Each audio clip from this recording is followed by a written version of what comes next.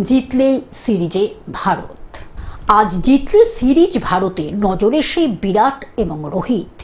প্রথম একদিনের ম্যাচে বিরাট কোহলি এবং রোহিত শর্মা রান না পেলেও ভারতের জিততে সমস্যা হয়নি। দ্বিতীয় একদিনের ম্যাচ জিতলে সিরিজ কিন্তু ভারতের সাফল্যের পাশাপাশি আরও একটা ব্যাপার দেখতে চাইবেন ক্রিকেট প্রেমীরা। বিরাট এবং রোহিতের ব্যাটের run.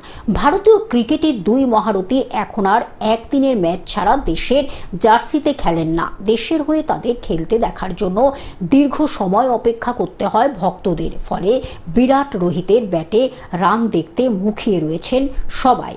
Bureau report, globe news.